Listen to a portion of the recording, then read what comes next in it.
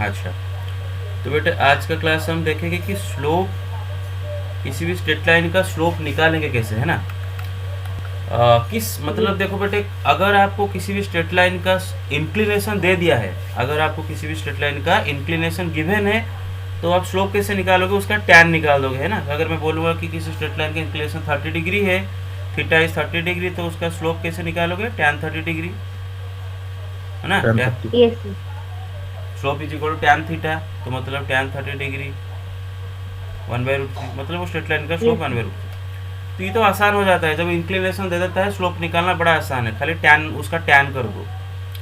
लेकिन सवाल ये है कि अगर मुझे एक स्ट्रेट लाइन के ऊपर कोई दो पर्टिकुलर सिर्फ और सिर्फ दो पर्टिकुलर पॉइंट्स के कोऑर्डिनेट्स अगर मुझे दिए गए हों, तो मैं उस सिचुएशन में वो स्ट्रेट लाइन का स्लोप कैसे निकालूं। जैसे कि फॉर एग्जांपल यहाँ पर देखो, okay, prove that the slope of a non vertical line. फिर वही बात हुआ, नॉन वर्टिकल लाइन का स्लोप क्यों बात कर रहा है, क्योंकि वर्टिकल लाइन का स्लोप निकालना कोई मतलब अनडिफाइंड। अनडिफाइंड होता है ना। वर्टिकल लाइन का स्लोप अनडिफाइंड होता है, तो वर्टिकल लाइन का स्लोप के बारे में हम डिस्कस नहीं करेंगे, दैट इज अनडिफाइंड। एक नॉन वर्टिकल लाइन अगर दो पॉइंट के थ्रू पास करता है, दो पर्टिकुलर पॉइंट हमें पता है, एक है x1 y1, दूसरा पॉइंट है b x2 y2, मतलब हमें पता है कि लाइन के ऊपर ये दो पॉइंट है, हमें पता है, सिर्फ इतना पता है और कुछ नहीं पता है, उसका इंक्लिनेशन पता नहीं, कुछ भी पता नहीं, इतना बस हमें पता है कि वो लाइन के ऊपर दो पॉइंट ये है, इनका ये हमें ये वैल्यू हमें पता है, और कुछ भी पता नहीं। तो उस सिचुएशन में उस स्ट्रेट लाइन का स्लोप निकालने का क्या फॉर्मूला बेटा लगाएंगे ना, y2 minus y1 by x2 minus x1। देख लो, तो इसको प्रूव करके मैं दिखाऊंगा, फिलहाल आप समझ लो सर बेटे। हाँ, yes sir it can't be y1 minus y2 by yes x1। Yes, of course, वही मैं बताने जा रहा हूँ। लिसन, फिर से सुनो बेटे, अगर आपको स्ट्रेट लाइन के ऊपर सिर्फ और सिर्फ दो पॉइंट का कोऑर्डिनेट्स मालूम दिया गया है, और आपको अगर स्ट्रेट लाइन का स्लोप पता करना है, और कुछ भी नहीं दिया है, खाली दो पॉइंट, तो स्लोप का फॉर्मूला क्या होगा ना, y2 minus y1 by x2 minus x1, या फिर और y1 minus y2 by x1 minus x2। अगर ऊपर का ऑर्डर चेंज कर दिया तो नीचे का ऑर्डर भी चेंज करोगे। मेरे पास समझ रहे हो बेटे क्लैरिटी के साथ, ऐसा क्यों, हेलो। यस हाँ, देखो भाई, वो लिखा है ना y2 minus y1 by x2 minus x1। अच्छा, अगर हम ऊपर से एक माइनस कॉमन ले आए तो ये क्या हो जाता है, minus whole into Y one minus Y two, check करो, minus whole into yes Y one minus Y two जो है Y two minus Y one, वही आप खुद देखो, ये माइनस को अंदर मल्टीप्लाई करके देखो, minus Y one minus minus plus Y two, वही हो गया। उसी तरह नीचे से अगर माइनस कॉमन लेंगे तो नीचे क्या हो जाएगा बेटे, minus whole into X one minus X two, दोनों माइनस कम का कैंसिल कर देंगे एक दूसरे को, तो बचेगा क्या, देखो Y one minus Y two X one minus X two. मेरे बात समझ रहे हो। Yes sir. यस हाँ, यस सर। तो ये फर्क नहीं पड़ता कि आप y2 minus Y one by X two minus X one कर रहे हो, या फिर y1 minus Y two by X one minus X two कर रहे हो, बस। हाँ, तो बेटे एक एग्जाम्पल इसका देखते हैं, फिर इसका प्रूफ देखेंगे। जैसे कि एग्जाम्पल 3 में देखो, क्वेश्चन है find the slope of the line passing through the points this and this. एक स्ट्रेट लाइन है जो कि ये दो पॉइंट के थ्रू पास कर रहा है, बस हमें इतना इन्फॉर्मेशन दिया गया है, और उससे हमें वो लाइन का स्लोप निकालना है, वो स्ट्रेट लाइन का स्लोप निकालना है। तो सीधा आपको क्या करना है कि ये जो दोनों पॉइंट है, किसी एक को x1 y1 दूसरे को x2 y2 लेना है।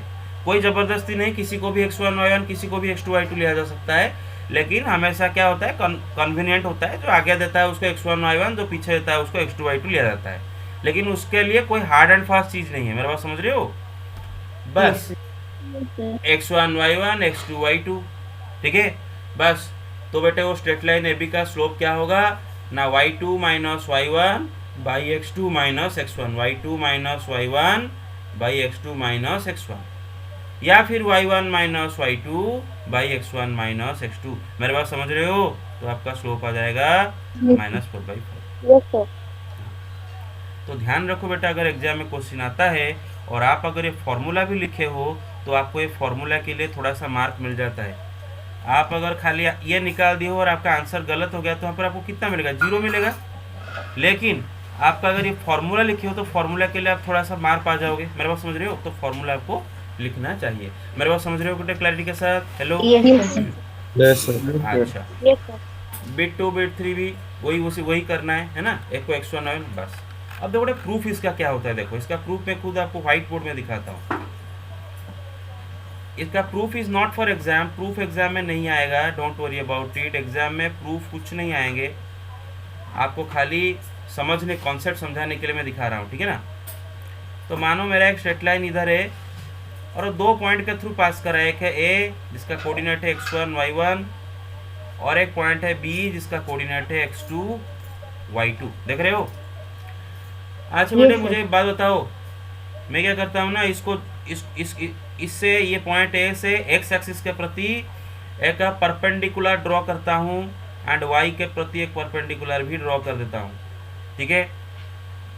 बी से भी क्या करता हूँ बेटे, एक्स के प्रति परपेंडिकुलर ड्रॉ करता हूँ एंड वाई के प्रति परपेंडिकुलर ड्रॉ करता हूँ। मेरी बात समझ रहे हो? Yes sir. ओके। और ये दोनों को जोड़ देता हूँ। मानो बेटे ये पॉइंट सी है और ये डी है और ये ई है और ये एफ है और ये जी है और ये बेटा हमारा ओरिजिन ओ है। अब मुझे एक बात बताओ, उसी दिन हमने ये डेरिवेशन कर दिए थे जो जिस दिन हम मतलब distance between two line derive कर रहे थे, डिस्टेंस फॉर्मूला निकल रहा है। हाँ, डिस्टेंस बिटवीन 2 पॉइंट्स सब निकाल रहे थे। ये लेंथ का वैल्यू कितना आया था बेटे, x2 माइनस x1 आया था कि नहीं? अरे पूरा ये लेंथ, वेरी गुड। ये लेंथ कितना आया था उस दिन निकाले थे? y2 minus y1। हाँ, मॉड सही बात है, लेकिन मैं यहाँ पर इसीलिए मॉड नहीं दे रहा हूँ क्योंकि मेरा डायग्राम ऐसा बनाया हूँ कि मुझे मेरा डायग्राम के हिसाब से y2 बड़ा है ना, इसीलिए मैं y2 माइनस। Got it? अच्छा, अब बेटे देखो, मानो मेरा ये जो स्ट्रेट लाइन है, सबको समझ में आ रहा है बेटे? Hello? Yes sir. Okay, yes. एक सेकंड रुको। हाँ, यस। ये जो मेरा स्ट्रेट लाइन है जिसका स्लोप मैं निकालने की कोशिश कर रहा हूँ, ये एल स्ट्रेट लाइन का स्लोप निकालने की कोशिश कर रहा हूँ। स्लोप क्या होता है बेटा? Tangent of its inclination. और आप बेटे बड़े आराम से देख सकते हो, ये लाइन का इंक्लिनेशन ये एंगल होगा, ये एंगल जो भी है थीटा, इसको मैं नाम देता हूँ, ये होगा इसका इंक्लिनेशन, ये लाइन का, है ना। Positive direction of x axis के साथ एंटी क्लॉकवाइज में एंगल बनाते हैं। और बेटा आप देख सकते हो कि ये लाइन एंड ये लाइन, ये दोनों पैरेलल है और ये आपका ट्रांसवर्सल है। क्या है? ट्रांसवर्सल है। Yes sir. तो बेटे कॉरिस्पॉन्डिंग एंगल दोनों इक्वल होंगे, मेरे बात समझ रहे हो? This angle and this angle भी equal to each other, this will also be theta, ये अगर थीटा ये भी थीटा होगा, बस। तो बेटे अब इसका टैन चलो निकालते हैं ना, क्योंकि ये एंगल सेम है, ठीक है ना। तो इसका टैन निकालते हैं बेटे। टैन थीटा क्या होता है? किसी राइट एंगल ट्रायंगल में परपेंडिकुलर बाय बेस, है ना। Yes sir. y2 minus y1 by x2 minus. Very good. अब जरा बेटे ये राइट एंगल ट्रायंगल को जरा ऑब्जर्व करो, ट्रायंगल एबीसी, ट्रायंगल एबीसी का राइट एंगल ट्रायंगल है, इसमें ये एंगल थीटा है, टैन थीटा क्या होगा? Perpendicular by base. परपेंडिकुलर मतलब बीसी बाय बेस, बेस मतलब क्या है बेटे? एसी। बीसी का लेंथ क्या है बेटा? y2 minus y1। एसी का लेंथ क्या है बेटा? x2 minus x1। तो मतलब अगर मुझे थीटा का वैल्यू पता भी नहीं है, आई डोंट नीड इट, मुझे थीटा का वैल्यू पता नहीं है तो भी चलेगा, आई डोंट केयर, क्योंकि मुझे पता है कि उस थीटा का टैन क्या होगा ना, y2 minus y1 by x2 minus x1। तो मुझे अगर y1 y2 x1 x2 इनका वैल्यू पता है, थीटा का वैल्यू पता नहीं है, तो मैं स्लोप आराम से निकाल सकता हूँ, y2 minus y1 by x2 minus x1। बेटे समझ में आ रहा है क्लैरिटी के साथ? Hello? Yes sir. Very good. और y1 minus y2 by x1 minus x2, काम खत्म, जो भी आप लगा सकते हो। Yes sir. ओके, आगे चलते हैं। Take the screenshot if you want. Done? Yes sir. Okay. Derivation is not for exam, remember, derivation is not for exam. Exam में ये आपको डिराइव करने के लिए नहीं पूछेगा। ओके, आगे चलते हैं।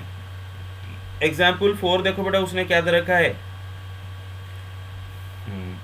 बस तेरी का, हाँ, और थोड़ा जूम आउट कर लेते हैं। हाँ, if the slope of the line passing through these 2 points is 2, ये दो पॉइंट के थ्रू एक लाइन पास कर रहा है, ये दो पॉइंट के थ्रू एक लाइन पास कर रहा है और वो लाइन का स्लोप उसने 2 दे रखा है, तो x का वैल्यू पता करो। कर सकते हो कि नहीं कर सकते हो भाई? Yes, हाँ? sir. Yes, sir. हाँ। अभी इसलिए अगर ये दो पॉइंट के थ्रू हमारा लाइन को पास कर रहा है तो लाइन का स्लोप क्या होना चाहिए बेटे? y2 minus y1 by x2 minus x1 या फिर y1 minus y2 by x1 minus x2, जो भी आप करो, है ना। मैं y1 माइनस y2 करता हूँ, मतलब 5 minus 3 divide by 2 minus x, यही होगा मेरा स्ट्रेट लाइन का Equal to स्लोप, 2. जो कि अकॉर्डिंग टू द क्वेश्चन 2 है। मेरे बात समझ रहे हो बेटे? According to the question Yes, this sir. Is equal to 2। Yes, sir. तो बेटा 2 by 2 minus x is equal to 2, तो 2 2 कट के इधर क्या रहा है? खाली 1 रहा है ना। अरे समझ रहे हो? इधर 1 इधर 1, 2 2 कट के, तो क्रॉस Yes, कर sir. देने से क्या होगा बेटा? 2 minus x is equal to 1, 2 minus x आके क्रॉस हो X गया is इसके equal to साथ, 1. तो एक्स इज इक्वल टू कितना आ जाएगा बेटे? इसको इस साइड में लेके 1 को इस साइड में 2 से 1 माइनस करके 1। अरे समझ रहे हो? Yes, hello, sir. Yes. Yes, sir. Yes, sir. Yes. Very good very good very good. हाँ, यहाँ पर खाली थोड़ा सा और चालाकी क्या किया है, उसने बोला है कि find the value of x, x का वैल्यू निकालो, सो that the inclination of the line joining these 2 points is 135 degree. देखो इसका पहला बीट में उसने क्या दिया था कि 2 पॉइंट दिया था 2 5 x3 और स्लोप डायरेक्ट दे दिया था 2। यहाँ पर स्लोप डायरेक्ट ना दे के इंक्लिनेशन दिया है 135 डिग्री, तो 135 डिग्री अगर इंक्लिनेशन है तो उसका टैन होगा स्लोप टैन 135 डिग्री, तो उसको कैसे स्प्लिट करोगे बेटे? टैन 180 डिग्री माइनस 45 डिग्री, देख रहे हो? Hello, Yes, sir. हाँ, Yes, sir. क्वाड्रेंट फॉर्मूला लगा के क्या आ जाएगा? Minus tan 45 degree is equal to -1। ये कैसे आ गया? ट्रिगोनोमेट्री में पढ़ाया था। अरे समझ रहे हो? Hello, Yes, sir. बस, Yes, sir. तो स्लोप आ गया -1 और ये दो पॉइंट के थ्रू मेरा लाइन पास कर रहा है, तो जाहिर सी बात है y2 minus y1 by x2 minus x1 will be equal to what? -1, है ना। Minus 1. बस, तो इक्वल करके x का वैल्यू 10 निकाल दोगे बेटा, समझ गए? Yes, उससे sir. करोगे तो ये सब। Yes, sir. अच्छा, एग्जाम्पल 6 देखो, ऐसा ही क्वेश्चन आपका बुक में डायरेक्ट है। वो बोलेगा find the angle between the x axis and the line joining the points this. बेटा एक्स एक्सिस एंड लाइन के बीच में जब आपको खाली एंगल पूछेगा तो आप समझ रहे ना कि आपको इंक्लिनेशन पूछ रहा है। मेरा बात समझ रहे हो? जब आपको line and x Yes, axis के बीच में एंगल पूछ रहा है, लाइन एक्स एक्सिस के बीच में एंगल अगर पूछ रहा है तो आप समझ लेना कि आपको इंक्लिनेशन ही पूछ रहा है। बोल रहा है कि find the angle between x axis and the line joining the points, मतलब इंक्लिनेशन निकालो किसका? The line which is passing through these 2 points. तो लाइन ये दो पॉइंट के थ्रू पास कर रहा है तो हमें उसका इंक्लिनेशन निकालना है। पहले स्लोप निकाल दोगे, है ना। देखो स्लोप निकाल दिया, देखो Yes, sir. y2 minus y1 by x2 minus x1 करके कितना स्लोप आ गया बेटे? -1। कितना आ गया? -1। Minus 1. Late me erase it. हाँ, यस। तो बेटा स्लोप कितना है बेटे? -1। मतलब टैन थीटा कितना है बेटे? -1, है ना। -1 मतलब माइनस टैन 45 डिग्री। अरे समझ रहे हो? Hello, Yes, 1 sir. कितना होता है? Tan 45 degree. Yes, sir. और माइनस टैन थीटा कितना होता है बेटे? सॉरी, हाँ That's Ma- 135. Tan हाँ, 130. Tan 180 minus 45, 135. Yes, very good.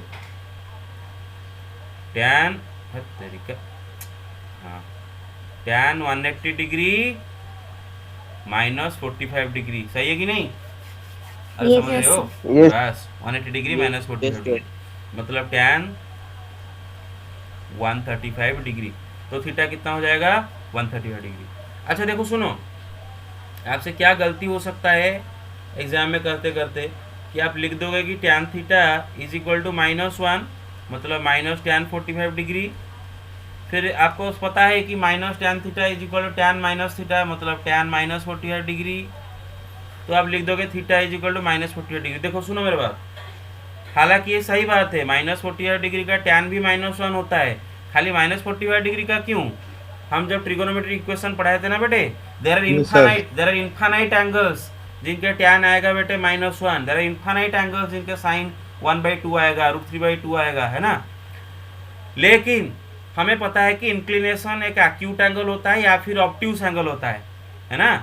Inclination ये तो क्या एक्यूट एंगल होगा या फिर ऑब्ट्यूस एंगल होगा या फिर 0 डिग्री Yes, होगा या sir. फिर 90 डिग्री होगा। तो -45 डिग्री उनमें से तो कोई भी एंगल नहीं, -45 डिग्री एक्यूट भी नहीं, ऑब्ट्यूस भी नहीं, मेरे बात समझ रहे हो? तो ये एक्सेप्टेबल नहीं है, ये सॉल्यूशन यहाँ पर एक्सेप्टेबल नहीं है। तो एक्सेप्टेबल सॉल्यूशन आपको सेकंड क्वाड्रेंट में ढूंढना होगा, 0 डिग्री से 180 डिग्री के बीच में। तो आपको अगर ऐसा आता है तो डायरेक्ट क्या करोगे, देखो बेटे, theta is equal to direct आप 180 डिग्री से 45 डिग्री माइनस कर दो अगर आपका नेगेटिव में आया। मेरे बात समझ रहे हो? Hello? Yes sir. Yes yes sir.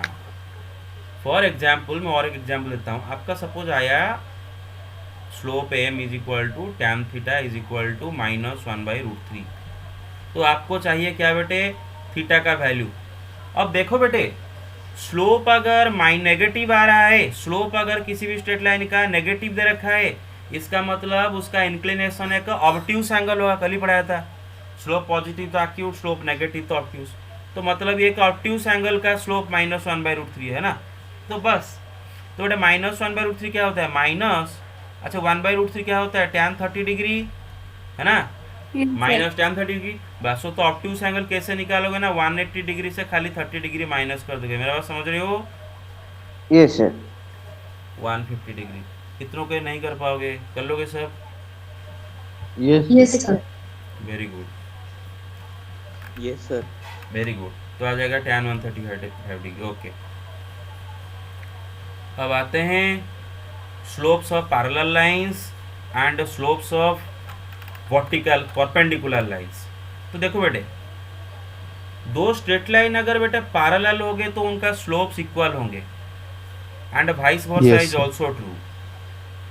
For example देखो बेटे, ये एक लाइन L1 है और ये एक लाइन L2 है, देख रहे हो, they are two lines.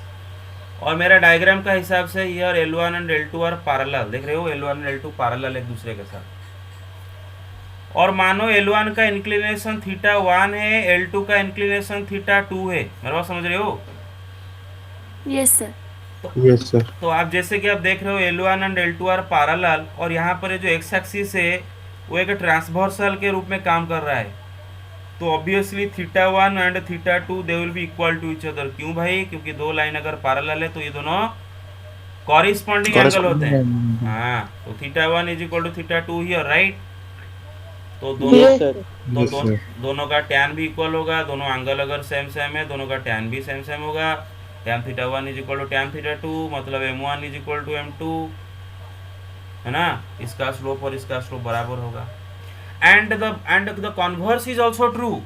Converse is also true मतलब अगर दो लाइन का स्लोप इक्वल हो गया तो दोनों पैरेलल पक्का होंगे। मेरे बात समझ रहे हो?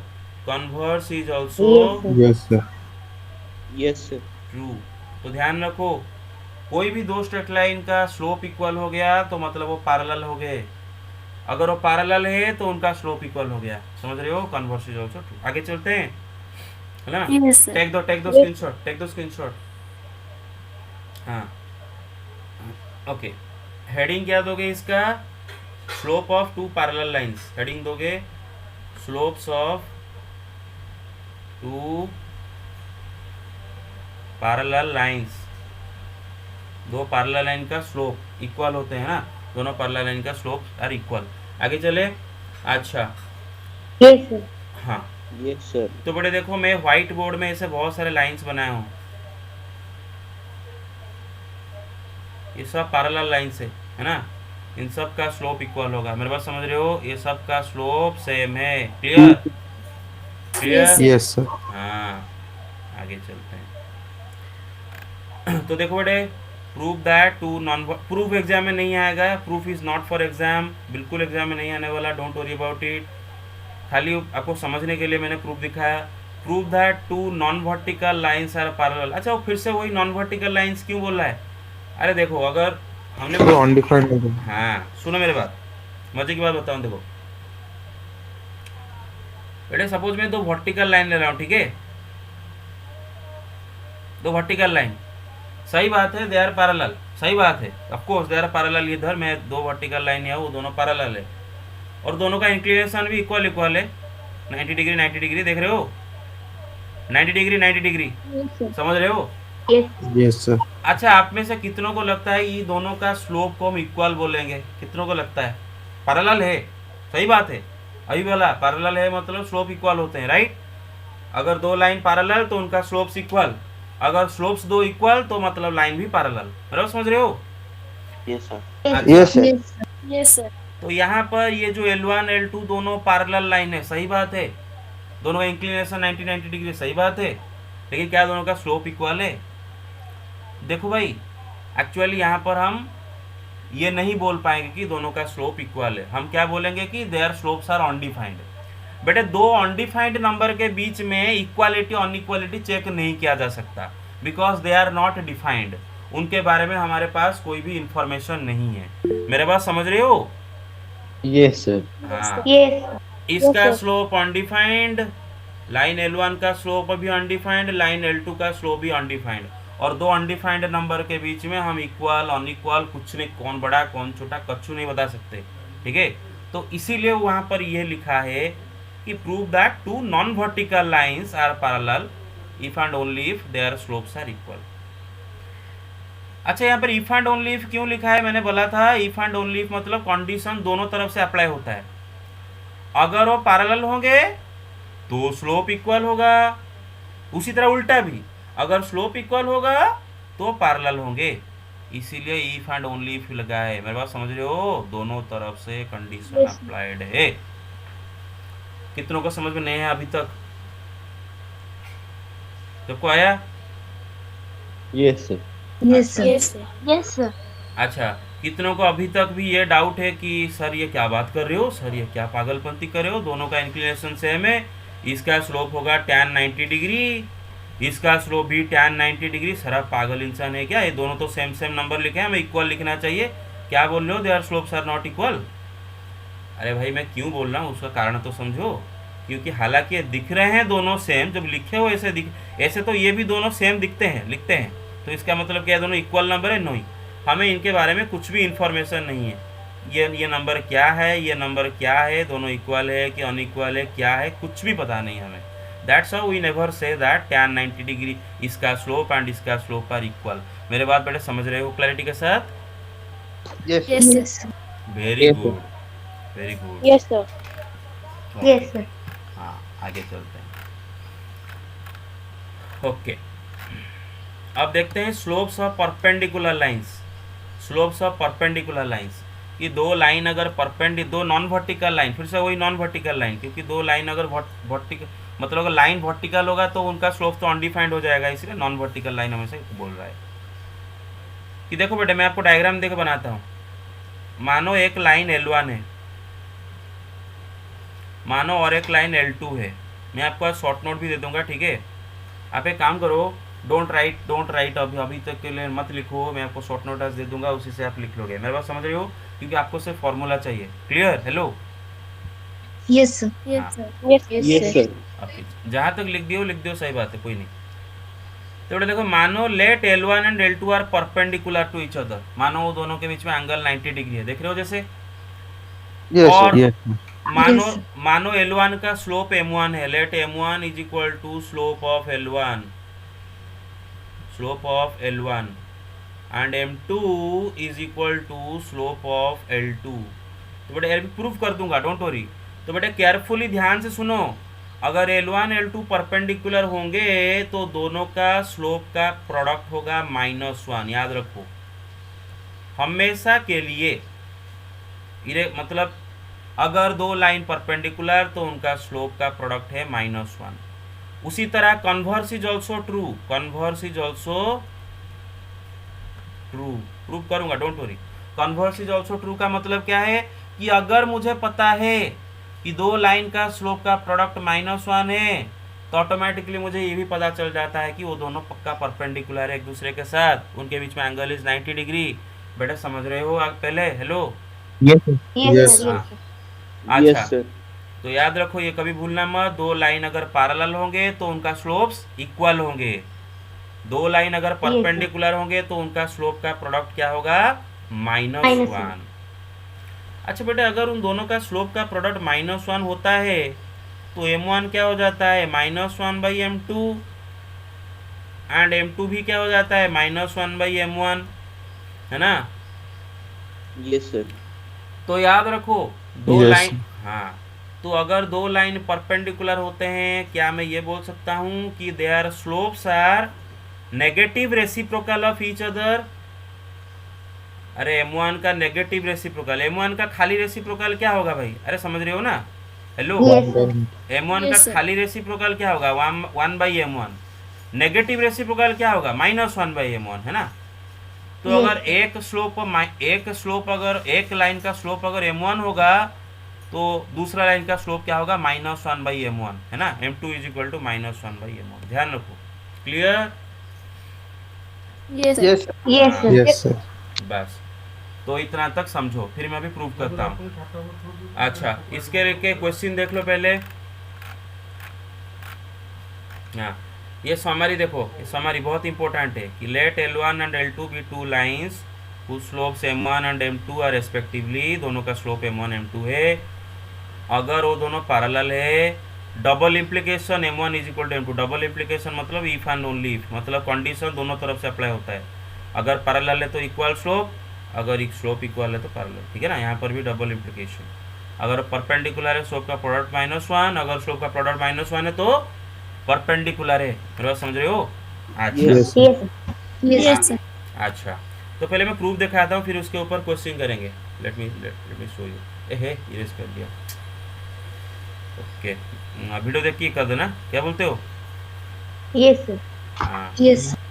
हाँ, तो बेटे देखो इधर, ये L1 L2 यहाँ पर परपेंडिकुलर हैं। अच्छा, फिर वही बात, उसने क्यों बार बार बोल रखा है कि M1 एंड मतलब दोनों लाइन नॉन वर्टिकल होने चाहिए? क्यों वर्ड यूज़ किया है? जो दो लाइन वो एक दूसरे के साथ परपेंडिकुलर दे रखा है, पहला तो वो दोनों लाइन नॉन वर्टिकल होने चाहिए। क्यों? क्योंकि भाई देखो, अगर उनमें से कोई एक भी लाइन वर्टिकल है, कोई भी एक भी लाइन उनमें से L1 L2 में से कोई एक भी अगर वर्टिकल है, तो वर्टिकल है मतलब उसका स्लोप तो अनडिफाइंड होगा। मतलब M1 या फिर M2 में से कोई एक अनडिफाइंड उस टाइम में हो रहा होगा, है ना? अगर उनमें से Yes. कोई एक लाइन वर्टिकल है।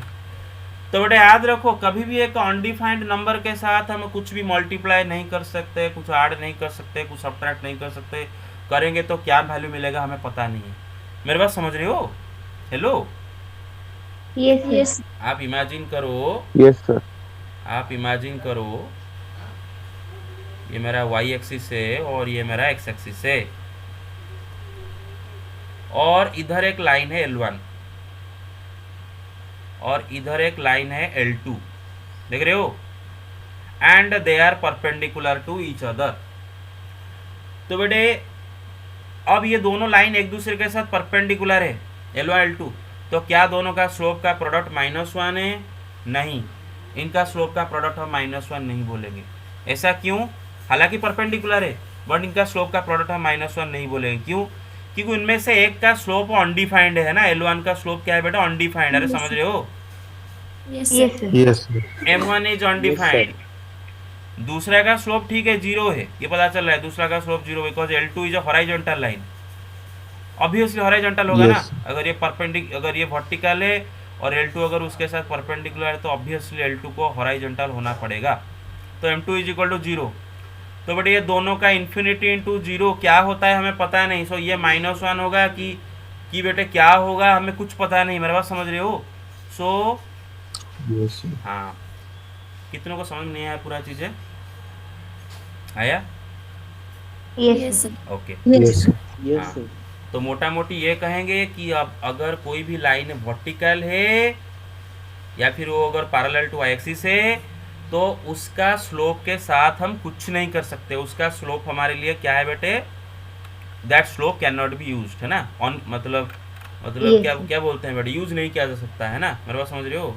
यूज नहीं किया जा सकता उसका Yes, sir. स्लोप, इसीलिए हमेशा नॉन वर्टिकल लाइन लिखता है। अच्छा, ओके। हाँ, अप्रूव कर रहा था वह। अच्छा, लिसन, ये सपोज ये दो लाइन है और ये लाइन है, ये L1 और ये L2, और मानो ये परपेंडिकुलर है, ठीक है? अच्छा, और ये y एक्सिस है और ये x एक्सिस है। अच्छा, इनको थोड़ा एक्सटेंड कर देता हूँ क्योंकि मुझे इनका इंक्लिनेशन भी आपको दिखाना होगा। बस, तो बेटा मानो L2 का इंक्लिनेशन थीटा 2 है, मेरा बात समझ रहे हो? हेलो, L2 का इंक्लिनेशन क्या है Yes, बेटे? sir. थीटा 2 है। और L1 का इंक्लिनेशन क्या है बेटे? थीटा 1 है। और मैं जानबूझकर इनमें से किसी को भी वर्टिकल नहीं बनाया हूँ। वर्टिकल बनाता तो उनका मतलब स्लोप का कोई फायदा नहीं होता। क्लियर? दोनों दोनों Yes, ओब्लिक, दोनों ओब्लिक लाइन है, sir. दोनों ओब्लिक लाइन है, देखो दे मस्ट बी ओब्लिक। अच्छा, अब अगर बेटे ये एंगल 90 डिग्री होगा, क्योंकि हमें पता है ना, अरे क्या होता है बेटे, वर्टिकली अपोजिट एंगल्स, ये 90 डिग्री तो ये 90 डिग्री है, समझ रहे हो? Hello, Yes, sir. yes, sir. Yes, sir. बस बेटा, अगर आप क्लियरली ऑब्जर्व करो तो ये जो एंगल, ये जो ट्रायंगल यहाँ पर बन रहा है, ये जो ट्रायंगल यहाँ पर बन रहा है, इसका ये एक्सटर्नल एंगल है, देख रहे हो? दिस इज एक्सटर्नल एंगल, देख रहे हो? Yes, sir. Yes, sir. And triangle का एक्सटर्नल एंगल का वैल्यू दोनों अपोजिट इंटीरियर एंगल के सॉम के साथ बराबर होता है, पढ़े थे स्कूल में, है ना भाई? Yes, sir. Yes, sir. तो चेक करो इधर, theta 2 will be definitely equal to theta 1 plus 90 degree. Clear? अच्छा, Yes, sir. अच्छा, तो बेटे taking tan on both sides, taking tan on both sides, अगर ये दोनों एंगल सेम है, अगर theta 2 and theta 1 plus 90 degree, अगर दो एंगल सेम है तो दोनों का टैन भी सेम होगा, तो taking tan on both sides. ठीक है, क्या लिया? Taking tan on both sides. अच्छा, तो टैन थीटा 2, टैन थीटा 2 क्या होता है बेटे? Slope of line L2, L2 का स्लोप को हम टैन थीटा 2 बोलेंगे, क्योंकि L2 का इंक्लिनेशन थीटा 2 है, तो थीटा 2 का Yes, जो sir. टैन होगा वो L2 का स्लोप हो जाएगा, दैट इज M2, है ना? मैं उसको क्या बोलता हूँ बेटे? M2।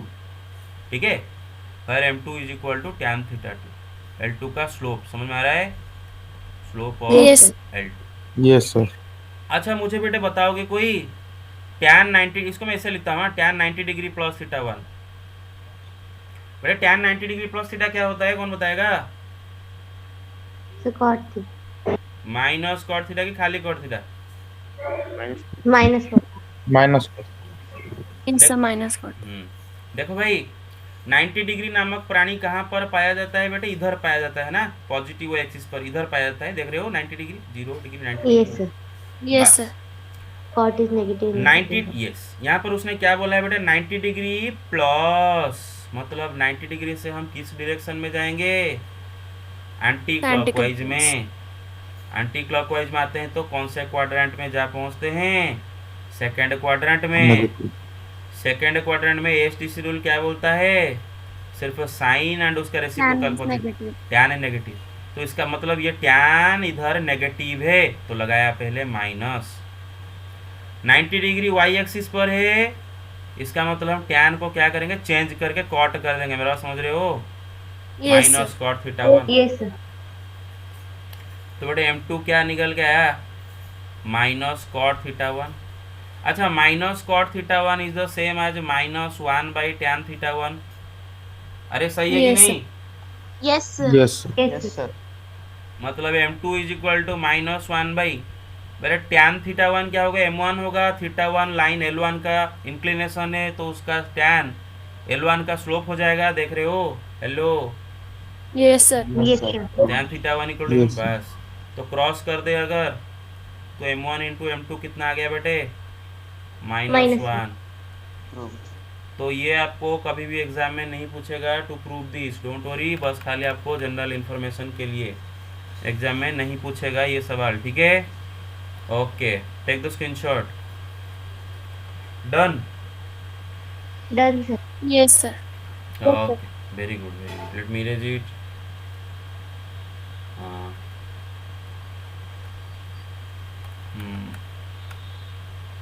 ओके, बस, तो इसके लेके जो क्वेश्चंस होगा वो देखते हैं ना। अच्छा, so that the line joining the points this and this is parallel to the line joining the point this, मतलब हमारे पास इधर दो लाइन दे रखा है, उसने बोला है कि देयर आर टू लाइंस, हमारे पास दो लाइन है, एक लाइन ये दो पॉइंट के थ्रू पास कर रहा है, दूसरा लाइन ये दो पॉइंट के थ्रू पास कर रहा है, ठीक है ना? तो हमें दिखाना है कि ये दोनों लाइन एक दूसरे के साथ पैरेलल है। तो जो लाइन ये दो पॉइंट के थ्रू पास करा है उसका स्लोप निकाल सकते हैं y2 minus y1 by x2 minus x1 या फिर y1 minus y2 by x2 देखो आ गया -4/7 उसे करके आया। जो लाइन ये दोनों पॉइंट के थ्रू पास करा है उनका भी स्लोप निकाल सकते हो ये करके, देखो वो Yes, भी आ sir. गया -4/7। Yes, sir. तो दोनों लाइन का स्लोप आ गया इक्वल इक्वल, तो प्रूव हो गया they are parallel. Parallel. Yes, sir. Very good.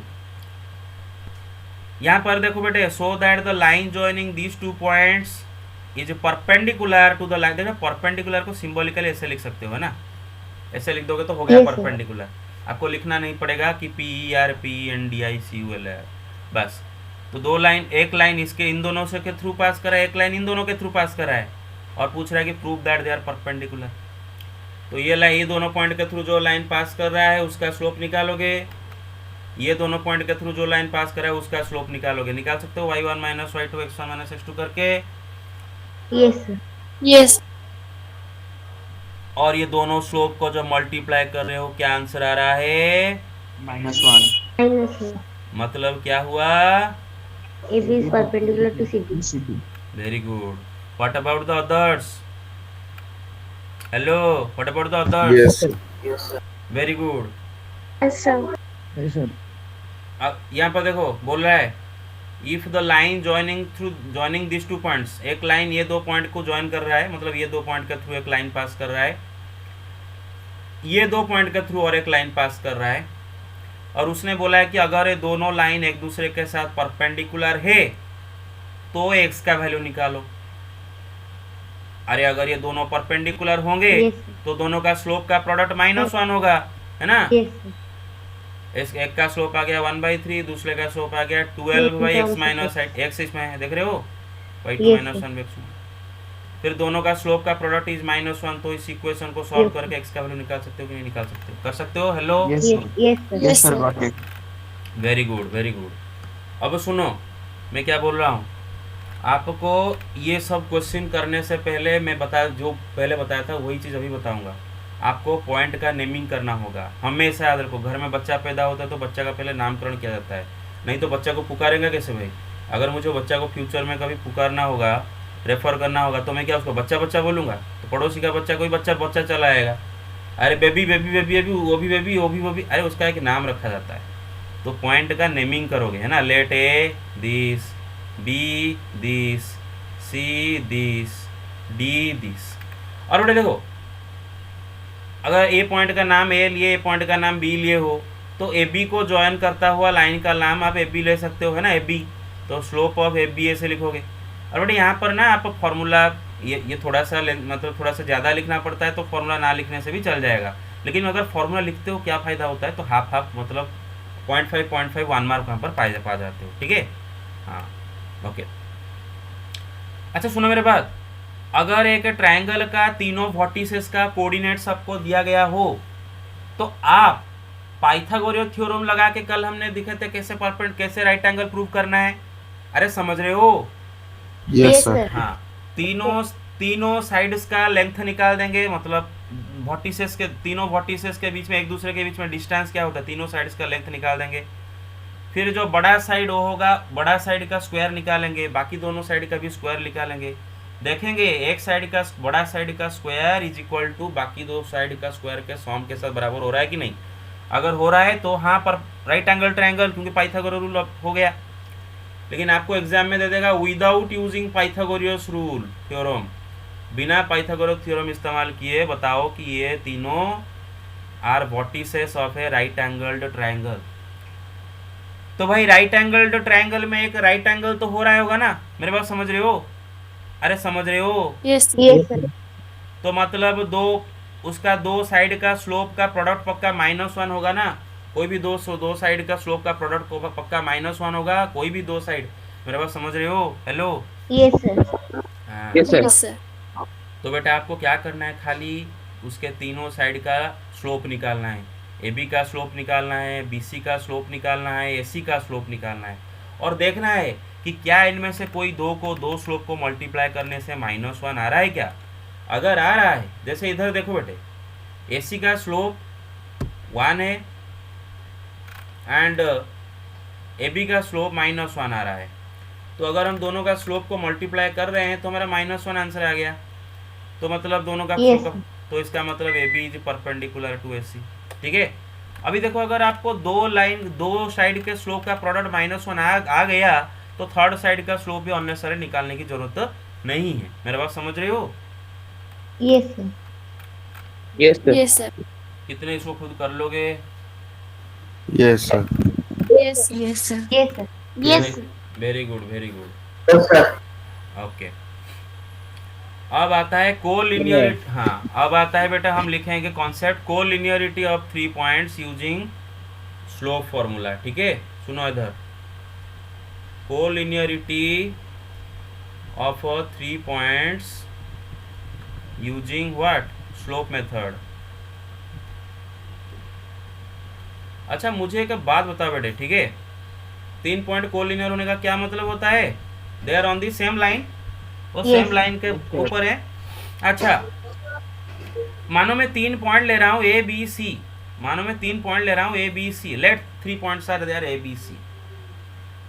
और अगर मेरा ऐसा हुआ कि slope of A B, if ऐसा अगर हुआ कि slope of A B is equal to slope of B C आ गया, मानो इमेजिन करो अगर ए बी का स्लोप बी सी का स्लोप दोनों इक्वल आ गए, दो लाइन का स्लोप इक्वल आ गए, तो जाहिर सी बात है कि ये दोनों पैरेलल हो गए। इफ मैं बोला अगर ऐसा हुआ तो दोनों पैरेलल होंगे, A B will be parallel to B C, right, अगर वो दोनों का स्लोप इक्वल हो गया।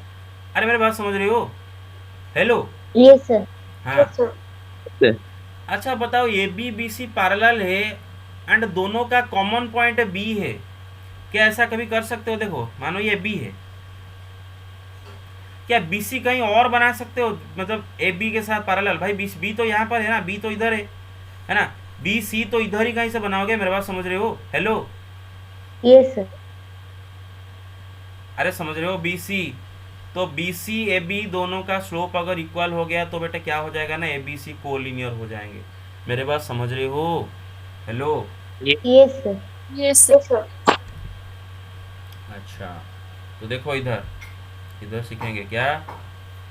कितनों को समझ में नहीं आया? अरे कल गुस्सा हुआ था इसीलिए डाउट नहीं पूछ रहे हो क्या?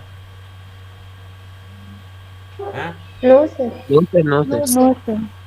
No, sir.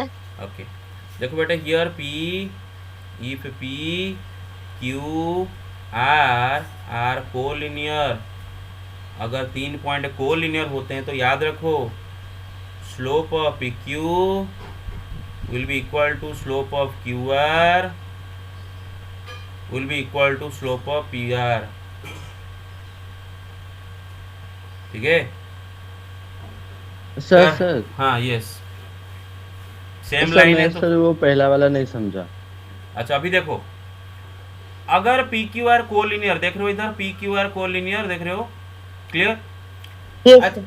Yes, sir. अच्छा, तो इसका मतलब P Q Q R P R same ही लाइन का हिस्सा है ना, सेम ही लाइन है। पी क्यू जो लाइन है, क्यू आर भी वही लाइन है, पी आर भी वही लाइन है, बिकॉज दे आर कोलिनियर। मेरे बात समझ रहे हो? Yes, Yes, yes, sir. तो एक लाइन का क्या एक से ज्यादा स्लोप होता है क्या? No, No, sir. sir. No, ये sir. लाइन का एक से ज्यादा स्लोप होगा क्या? नहीं ना। तो P Q Q R P are अगर कोलिनियर होते हैं, सॉरी पी क्यू आर अगर कोलिनियर होते हैं तो इसका मतलब P Q Q R P are एक ही लाइन के ऊपर है और एक लाइन का एक ही स्लोप होता है। तो इसका मतलब पी क्यू का स्लोप जो होगा क्यू आर का स्लोप भी वही होगा, पी आर का स्लोप भी वही होगा। अरे समझ रहे हो? Yes, Yes, sir. Yes, sir. sir. हाँ, तो कोलिनियरिटी 3। अच्छा, तो बेटा अगर मुझे पी क्यू आर को कोलिनियर प्रूव करना हो कि P Q and R are collinear, तो मुझे क्या तीनों निकालना पड़ेगा? स्लोप ऑफ पी क्यू निकालना पड़ेगा, स्लोप ऑफ क्यू आर निकालना पड़ेगा, स्लोप ऑफ पी आर निकालना पड़ेगा और दिखाना है कि दे आर इक्वल। नहीं, सिर्फ इनमें तीनों में से कोई दो को इक्वल दिखाना होगा। मेरे बात समझ रहे हो? इन दोनों में से कोई दो को Yes. इक्वल दिखा Yes. दिए तो आपका कोलिनियर हो गया, तीनों नहीं दिखाना है। क्लियर? तो यूजुअली हम क्या करते Yes. हैं, पी क्यू क्यू आर का स्लोप निकाल देते हैं और इक्वल दिखाते हैं, तो काम हो गया पी क्यू क्यू आर। ठीक है, स्लोप निकालते हैं इक्वल। अच्छा सर, हाँ, मंगू जो नहीं समझ पाया वो समझा रहा हूँ, क्या हुआ? बोलो। सर नहीं, सब पहले मगू को समझा दीजिए फिर मैं बोलूँगा। हाँ, सुनो मेरे बात, इधर देखो बेटे। अच्छा सुनो, अगर slope of P Q is equal to slope of Q R, देख रहे हो, P Q and Q R का स्लोप अगर इक्वल है तो इसका मतलब वो दोनों पैरेलल है, सही बात है कि नहीं? Yes, hello, sir. Yes, दोनों sir. पैरेलल है। अच्छा पैरेलल लाइन Yes, आप sir. पैरेलल लाइन आप यूजुअली कैसे विजुअलाइज करते हो? ऐसे ही विजुअलाइज करते हो नहीं? पैरेलल है ना? Yes, sir. अच्छा Yes, sir. जरा इमेजिन करो, अगर P Q and Q are अगर ऐसे दो लाइन होंगे तो ये इम्पॉसिबल नहीं होगा। सपोज आप इसको पी क्यू और इसको क्यू आर बोल रहे हो, अरे कैसे होगा? सेम पॉइंट दो अलग अलग जगह पर कैसा है? अरे सेम पॉइंट क्यू दो अलग अलग Yes, sir. जगह पर कैसे हैं? तो compulsorily Q R P Q same line पर होंगे, मेरे बात समझ रहे हो? Yes, sir. Coincident lines are also parallel to each other. दो लाइन अगर एक दूसरे के ऊपर होते हैं तो भी वो पैरेलल होते हैं, राइट? एक लाइन का ऊपर Yes, अगर sir. दूसरा लाइन पड़ा है, ये लाइन L1 है, उसी के ऊपर अगर दूसरा लाइन पड़ा है L2 तो भी L1 and L2 are parallel, है ना भाई? खाली आप ऐसा मत समझो। Yes sir. अच्छा हाँ बोलो, क्या हुआ देवदास? सर जो आर एस अग्रवाल का सर ट्रायंगल का केस था सर, वो फिगर थोड़ा और एक बार दिखाएं। दिखाता पहले देख लो, सुनो मेरे बात, पहले ये समझ में आ गया कोलिनियरिटी का? Yes sir. हाँ, Yes. Yes, sir. Take the screenshot, मैं नोट दे दूंगा, take the screenshot, done? Okay yes sir. Okay, क्या लिखना है आर एस अग्रवाल का? सर सर सर ये फिगर सर, ये सर जो राइट एंगल सर, इसमें वर्टिकल लाइन कैसे हुआ सर? ये ऐसी वर्टिकल हो गया, उसका तो sir yes slope on different line. Yes that is what I am trying to say. कल ही बताया था, this is a crude diagram. क्या है, इसको बोलते हैं क्रूड डायग्राम। मेरा बात समझ रहे हो? Crude Yes. डायग्राम रियल नहीं होता। क्रूड डायग्राम आप सिर्फ बनाते हैं हम उसका कॉन्सेप्ट को समझ पाए, मतलब क्वेश्चन को कर पाए। ये बिल्कुल वर्टिकल नई लाइन नहीं है एक्चुअली में, मेरा बात समझ रहे हो? मैं जब ये डायग्राम Yes, बनाऊंगा, आई डोंट केयर कि ये लाइन कैसा मैं बना रहा हूँ। ये अच्छा बेटे, तो आप जरा खुद इमेजिन करो ना, आप ये सवाल पूछे। हाँ, बढ़िया बढ़िया चीज़ यहीं पर आ गया, मुझे भी हेल्पफुल हो गया कि मैं आपको यहीं पर ही क्रूड डायग्राम का मतलब समझा दूंगा। अरे ये जरा सोचो ना, अरे 4,4 नीचे कैसे लिखा है, 1 का -1 ऊपर कैसे Yes, लिखा sir. है? ये कैसा ही लिखा है क्या? नहीं ना? No, sir. Yes sir. तो मतलब ये डायग्राम जब बनाएंगे हम कोऑर्डिनेट ज्योमेट्री में, हमें ये पूरा ग्राफ पेपर लेके पूरा मतलब प्रोट्रैक्टर कॉम्पास मतलब लगा के नहीं बनाना है, एक क्रूड सा डायग्राम बनाना है रॉफ में, जिसको देख के हम अपना क्वेश्चन कर सके। ठीक है, clear everybody? Yes sir. Yes, sir. Yes, sir. Yes, sir. Okay okay. तो find the value of x for which these 3 points are collinear. यहाँ पर 3 पॉइंट कोलिनियर है, तो x का वैल्यू निकालो। अगर ये 3 पॉइंट कोलिनियर तो x का वैल्यू निकालो। क्या है इसमें, देखो इधर क्या करोगे, नामकरण, बच्चा पैदा हुआ, नामकरण है पी क्यू आर। तो उसने बोला कि according to the question here P Q R are collinear, तो इसका मतलब slope of P Q will be equal to slope of Q R. अरे समझ रहे हो, slope of P Q will Yes, be equal to, Yes, sir. बस। तो इसी को करके आपको जो इक्वेशन मिलेगा, उस इक्वेशन में x होगा, तो उस इक्वेशन को सॉल्व करके x का वैल्यू निकालोगे, कर लोगे? या फिर आपका मर्जी, या फिर आपका मर्जी, आप P Q is equal to P R लेके भी कर सकते हो, मेरे बात समझ रहे हो? लेकिन इजी होगा P Q is equal to Q R लेके करो, मेरे बात समझ रहे हो? Yes. Yes, Yes, sir. Slope of P Q is equal to slope of Q R. Okay, अच्छा हाँ, तो अभी आते हैं नेक्स्ट कॉन्सेप्ट पर आते हैं। किधर गया? हाँ, अब आएंगे बेटे, जो कि इम्पोर्टेंट बहुत है, आपको जानना बहुत ही इम्पोर्टेंट चीज़ है ये, कि angle between 2 non vertical and non perpendicular lines. अच्छा, इसको लेके आपको पैरेललोग्राम भी पूछ सकता है, कि देखो बेटा आपको बोलेगा कि एक क्वाड्रिलेटरल है जिसका चारों वर्टिसेस का कोऑर्डिनेट दे रखा है, और पूछेगा कि they are that is a parallelogram, prove करो। अच्छा, पैरेललोग्राम अगर किसी को प्रूव करना हो तो क्या सफिशिएंट है प्रूव करना कि उसका दोनों मतलब अपोजिट साइड्स पैरेलल एक दूसरे के साथ है ना? अरे समझ रहे हो? यस अच्छा, Yes, sir. लेकिन क्या ये सही होगा कि अगर हम कोई दो अपोजिट साइड को पैरेलल दिखा दे और बाकी दोनों को ना दिखा के छोड़ दे, क्या प्रूव हो जाएगा वो पैरेललोग्राम? No sir. नहीं। No, sir. कारण क्या है? क्योंकि ट्रपीजियम भी हो सकता है ना, ट्रपीजियम का भी तो एक दो अपोजिट साइड पैरेलल होते हैं, बाकी दोनों पैरेलल नहीं होते हैं, ये तो ट्रपीजियम भी होता है ना। तो आपको पूरा दिखाना होगा कि दो पेयर मतलब pair of opposite sides parallel है, मतलब ये इसके साथ पैरेलल, ये भी दिखाना होगा, ये इसके साथ पैरेलल है, ये भी आपको दिखाना होगा। बेटा समझ रहे हो? Yes, sir. Yes sir. Very good. अब आते हैं बेटा angle between two non vertical and non perpendicular lines. और बेटे ये भी आपका प्रूफ एग्जाम में नहीं आने वाला, इसका प्रूफ एग्जाम में नहीं आएगा, बस खाली आपको फॉर्मूला याद रखना है। तो मैं पहले फॉर्मूला बताऊंगा, फॉर्मूला को लेकर एक सवाल करेंगे और मैं आज आपका असाइनमेंट भी दूंगा एनसीईआरटी से, ठीक है ना, जितना आज पढ़े उसी के ऊपर, तो आप उसको करोगे, ठीक है। आर.एस. अग्रवाल को देख के कहीं पर अगर आपको डाउट होगा खुद देख के फिर पहले खुद से करोगे। मेरा बात समझ रहे हो? Okay, yes sir. ठीक है। सुनो भाई, angles between two non vertical, फिर से नॉन वर्टिकल इसीलिए क्योंकि वर्टिकल लाइन का स्लोप को हम इस्तेमाल नहीं कर सकते। Angles between two non vertical and non perpendicular lines. अगर दो non vertical and non perpendicular line के बीच में एंगल निकालना, मतलब क्या होता है? देखो बेटे, जैसे कि मैं इधर दो लाइन बना रहा हूँ, ये दो लाइन L1 और ये एक लाइन मैंने L2 बनाया। जैसे कि आप देख सकते हो यहाँ पर L1 L2 दोनों में से कोई भी वर्टिकल नहीं है ना, मैं बनाया हूँ जैसे, दोनों में से कोई वर्टिकल नहीं है। मेरे बात समझ रहे हो? Yes sir. हाँ। Yes sir. और मैं थोड़ा सा इसको डायग्राम को चेंज करता हूँ क्योंकि मैं ऐसा बना दिया हूँ कि L1 L2 परपेंडिकुलर सा दिख रहे हैं। थोड़ा सा इसको टूट बना देता हूँ, मतलब और थोड़ा सा ऐसा बना रहा हूँ ताकि आपको ना दिखे वैसा, ऐसा नहीं तो मुझे पूछोगे फिर से।